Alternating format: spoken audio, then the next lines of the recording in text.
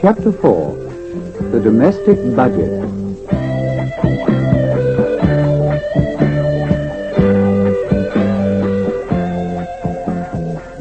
Section 1.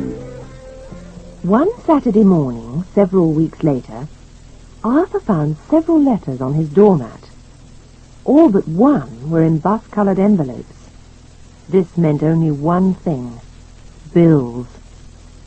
Arthur sat down to breakfast with rather a long face as he opened them, one after the other. The first was the electricity bill, over £20. The second was the final demand for the telephone, £13. Mary had been making many long-distance phone calls to her parents in Middleford. If she hadn't made these calls, the bill would have been much smaller. The third was from the local corner shop, where Mary had been running up a bill for groceries. Luckily, there was no gas bill, as there was a coin meter for gas in the flat. The fact was that Arthur had only enough money left in his bank account for 2 of the bills, and Mary had already spent half her week's wages on Friday night.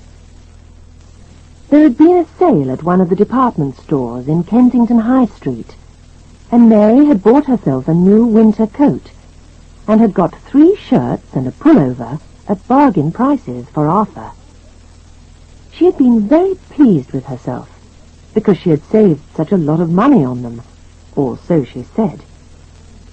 If Mary had been there at that moment, she wouldn't have been pleased to hear Arthur's language. But she'd got up early and gone out shopping again. Section 2. Arthur's bank manager has certain views about the financial responsibilities of young married couples. This is the kind of thing he might say. One of the things that young people don't often realize is the cost of living when you're running your own household. When a young couple have been married a few months, they soon begin to understand the responsibilities they've taken upon themselves. In Britain, a large proportion of a married couple's income goes on rent, rates, heating and lighting. It's important for young people to remember that it's impossible to continue with the carefree spending habits they acquired when they were single and could spend their wages as they liked. Perhaps in many cases they would have been helped if guidance on the problems of domestic budgeting had been given in their schools. Budgeting means working out what your commitments are every week or every month and allocating sums of money for each item of expenditure, putting that money aside for all the bills before they come. If possible, it's a good idea to put some money aside for emergencies. Many couples take out a life assurance policy, which is a form of saving. Another way to save money is to put it into a building society. This is a good thing if you're saving to buy a house. Section 3. Here are some extracts from a leaflet given out by the National Westminster Bank Limited. Budget account. How to cope with irregular on a regular income. Bills get lonely very easily, so they like to arrive together. Bills have an unhappy talent for arriving in batches. Some months are worse than others. If you're on a regular salary, paying them can be quite difficult, because after all, you've got to keep some money in hand to live on. This is what you do. Make a list of all the household bills you expect to receive during the coming year. Add together rates, telephone, car expenses, gas and electricity, as well as holidays, Christmas, and any other annual expenses. Then divide the total by 12. This is what we do. The National Westminster will arrange to transfer each one of those 12 installments from your current account to a budget account every month. As the bills come in, write out a cheque for them. It's not a free service, but it can pay for itself. The only charge we make is £6 to cover the first £200, plus £1 for every £50 or part of £50 after that.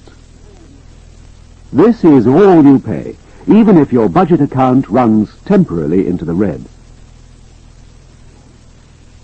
A budget account can save you money. Annual season tickets are cheaper than monthly ones. Car tax is cheaper if you pay it by the year rather than every 4 months. Rather than pay your insurance by installments and have to pay more, you can pay the whole thing in one go. And there are other things you can save on too.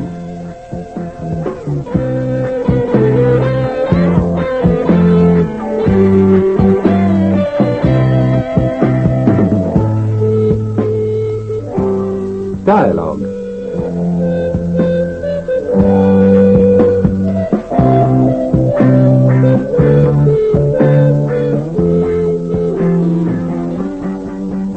Hello, darling.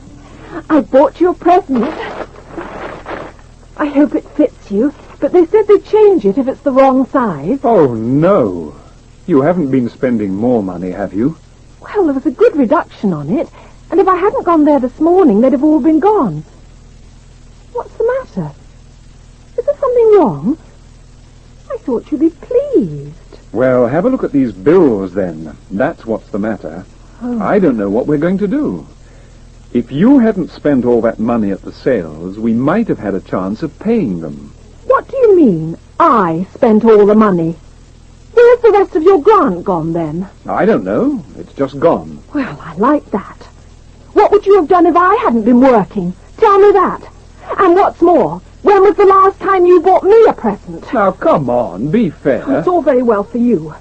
If you'd made your mind up what you wanted to do earlier, we wouldn't have been in this situation. Well, if I'd done that, we'd never have met, would we? I wish we hadn't. If you're going to keep going on at me like this every time I go out shopping, I've a good mind to throw this pullover in the fire if you don't appreciate it. Oh, don't be so ridiculous. Of course I appreciate it. It's just that... Don't shout at me. Who's shouting? All the neighbours can hear you. I don't care about the neighbours. What are you doing with that vase? No, please. Ouch!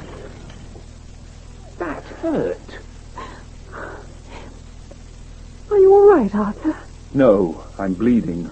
Darling, I am sorry. Let me have a look.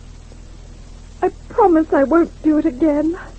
But if you hadn't been so rude to me, I wouldn't have thrown it. That's all very well, but... Stay there, darling. I'll go and get the elastoplast. It's nothing much. I'll kiss it better.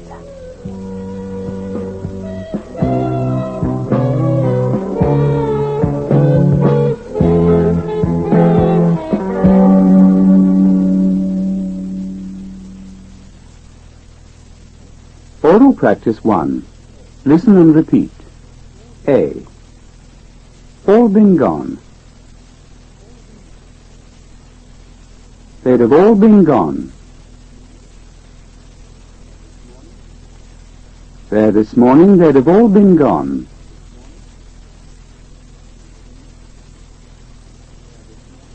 If I hadn't gone there this morning, they'd have all been gone.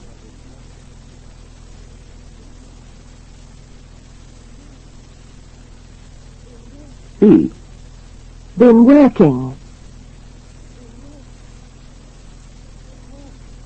If I hadn't been working.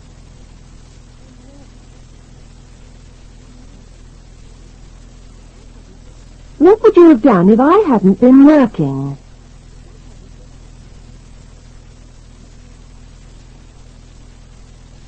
C. In this situation. Have been in this situation.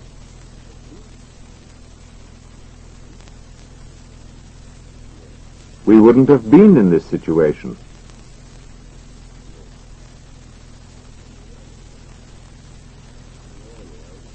You wanted to do earlier, we wouldn't have been in this situation.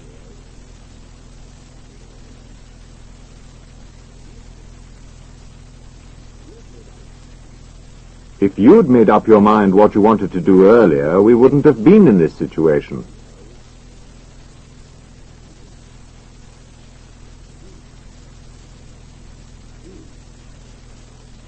D. Don't appreciate it?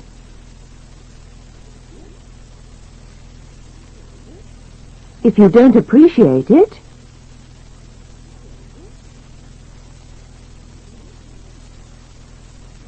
throw this pullover in the fire if you don't appreciate it.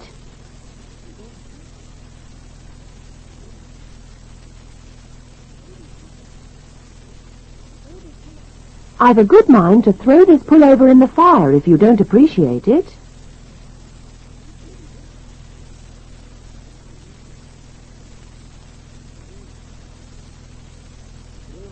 E.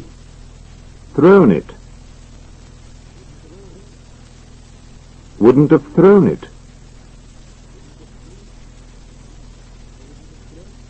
Rude to me, I wouldn't have thrown it.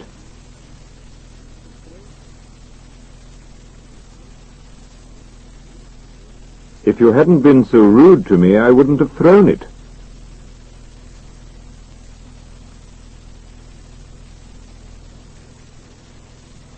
That's the end of Oral Practice 1. Oral Practice 2. You will now hear a dialogue in which you are going to take part.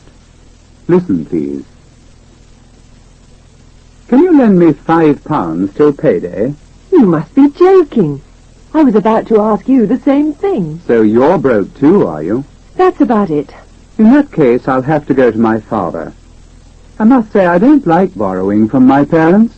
Do you think you could ask him for enough for me, too? What? Won't your parents lend you any then? No, at least I shouldn't think so. I already owe them about £30. What about those rich friends you're always talking about? What rich friends? Those people who go out to expensive restaurants every other night and are always buying new clothes. Paul and Jenny and all that crowd, you mean? That's right. They always seem to have plenty. Well, I borrowed some from Paul last night.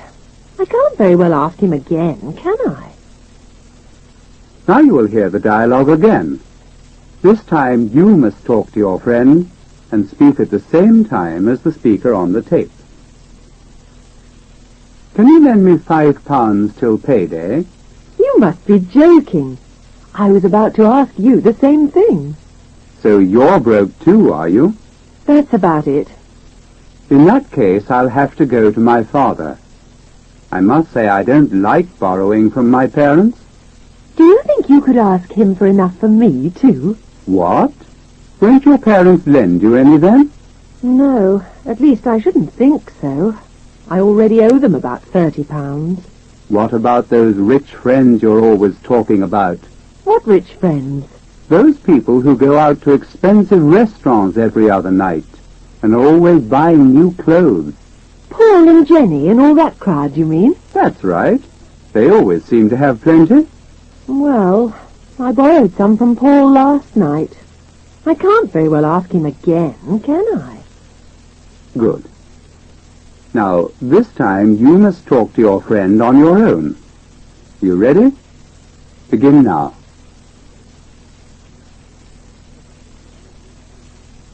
You must be joking. I was about to ask you the same thing. That's about it.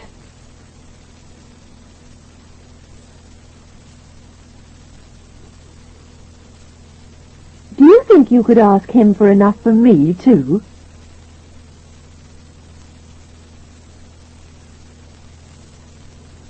No, at least I shouldn't think so. I already owe them about £30.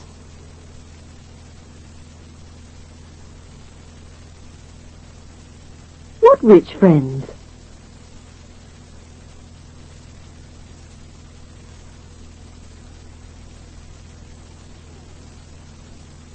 Paul and Jenny and all that crowd, do you mean?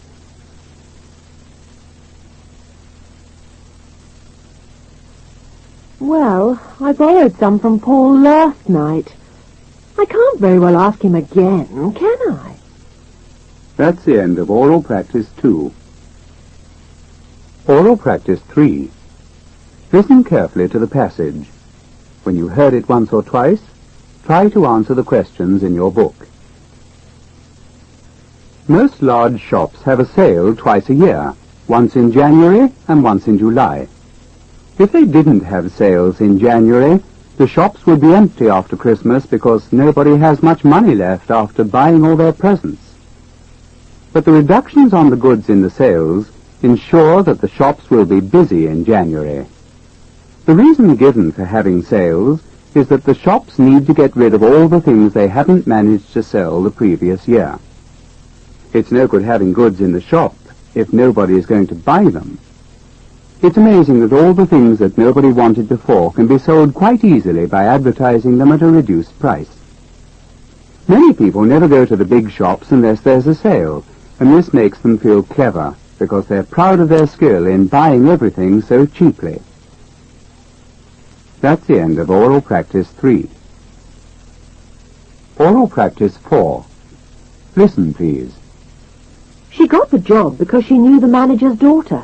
So if she hadn't known the manager's daughter, she wouldn't have got the job. So if she hadn't known the manager's daughter, she wouldn't have got the job. I took my umbrella so I didn't get wet. So if you hadn't taken your umbrella, you would have got wet. So if you hadn't taken your umbrella, you would have got wet. Now you go on in the same way. She got the job because she knew the manager's daughter.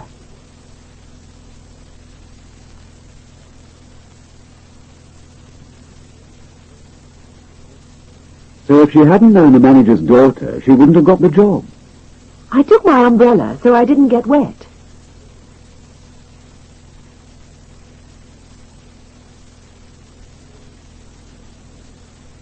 So if you hadn't taken your umbrella, you would have got wet.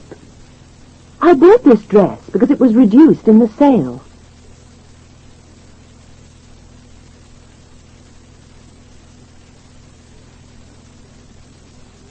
So if it hadn't been reduced, you wouldn't have bought it. Mary liked her boss, so she worked late.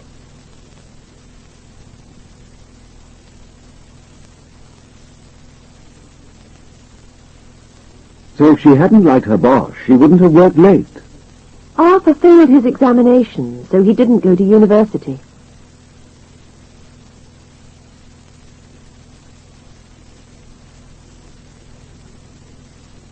So if he hadn't failed his examinations, he would have gone to university.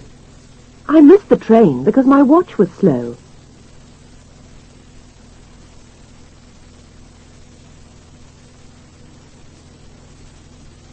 So if your watch hadn't been slow, you wouldn't have missed the train. It was dark, so I got lost.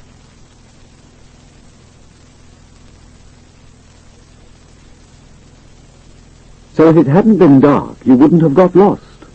She was fat, so she didn't eat any potatoes.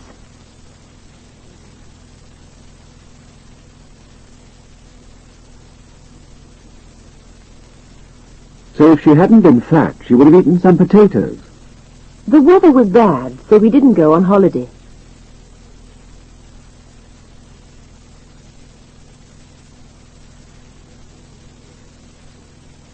So if the weather hadn't been bad, you would have gone on holiday.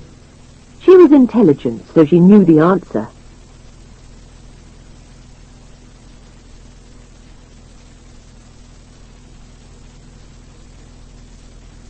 So if she hadn't been intelligent, she wouldn't have known the answer. Oral Practice 5. Listen, please. He married her because she was beautiful. But would he have married her if she'd been ugly? But would he have married her if she'd been ugly? She married him because he was rich.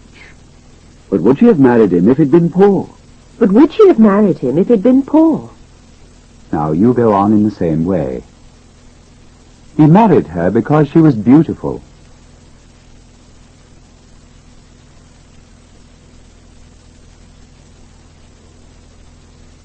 But would he have married her if she'd been ugly? She married him because he was rich.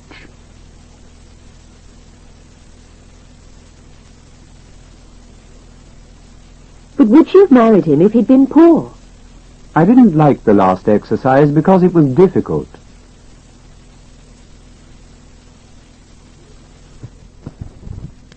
Would you have liked it if it had been easy.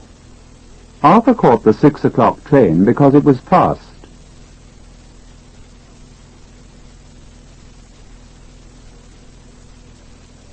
But would he have caught it if it had been slow?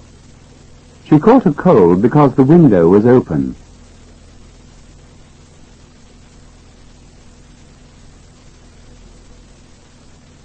But would she have caught it if it had been closed? She danced with him because he was tall.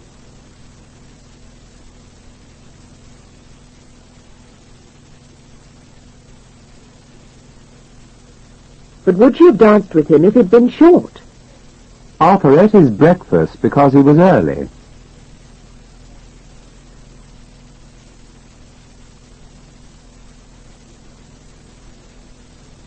But would he have eaten it if he'd been late? He slept all night because the bed was soft.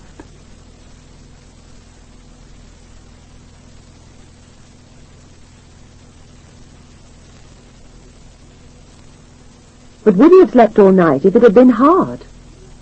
She was impressed because his car was new.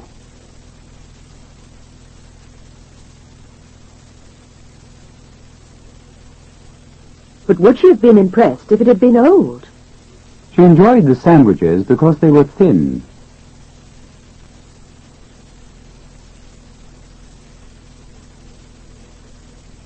But would she have enjoyed them if they'd been thick? Oral practice 6. Listen, please. Arthur's rather quiet. Yes, he is rather a quiet man, isn't he? Yes, he is rather a quiet man, isn't he? And his father isn't so old. No, he isn't such an old man, is he? No, he isn't such an old man, is he? Now, you go on in the same way. Arthur's rather quiet.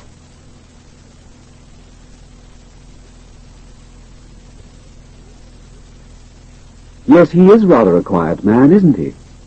And his father isn't so old.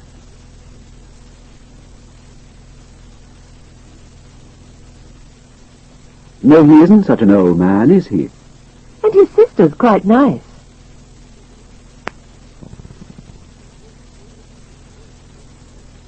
Yes, she is quite a nice girl, isn't she? And their house isn't so bad.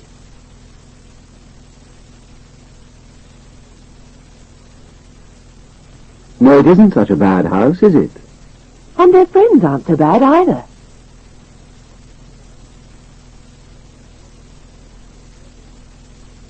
No, they aren't such bad people, are they? The village is rather old.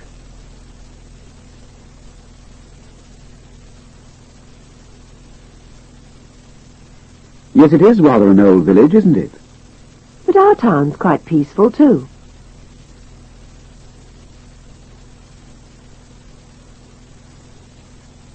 Yes, it is quite a peaceful town, isn't it? But Londoners aren't so lucky.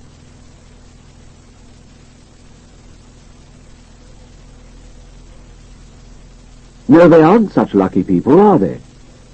But on the whole, life isn't so bad.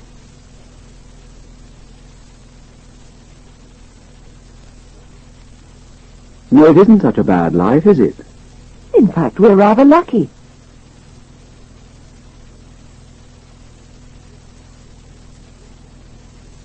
Yes, we are rather lucky people, aren't we? Oral practice 7. Listen, please. Would you lend me £5 if I paid you back tomorrow? Yes, if you promise to pay me back tomorrow, I'll lend you £5. Yes, if you promise to pay me back tomorrow, I'll lend you £5. Did you lend him £5? Yes, but if he hadn't promised to pay me back tomorrow, I wouldn't have lent it to him. Yes, but if he hadn't promised to pay me back tomorrow, I wouldn't have lent it to him. Now you go on in the same way. Would you lend me £5 if I paid you back tomorrow?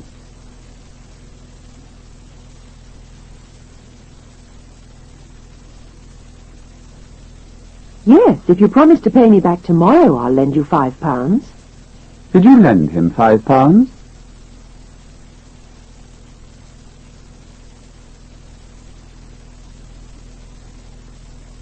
Yes, but if he hadn't promised to pay me back tomorrow, I wouldn't have lent it to him.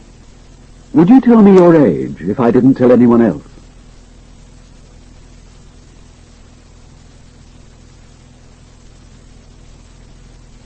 Yes, if you promise not to tell anyone else, I'll tell you my age. Did you tell him your age?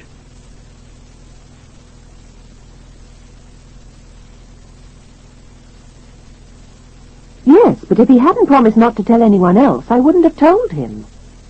Would you come to the cinema with me if I behaved myself?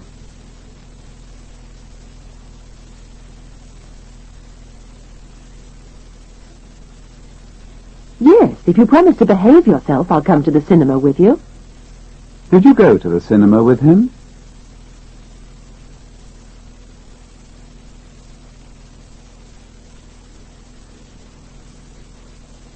Yes, but if he hadn't promised to behave himself, I wouldn't have gone with him. Would you buy this car if I guaranteed it for a year?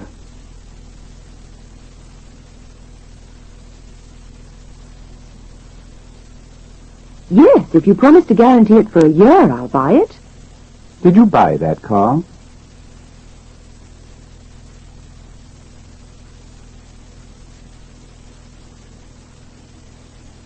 Yes, but if he hadn't promised to guarantee it for a year, I wouldn't have bought it. Would you cook the dinner tonight if I cooked it tomorrow?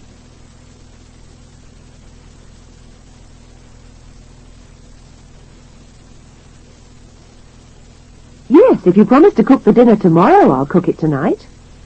Did you cook the dinner tonight?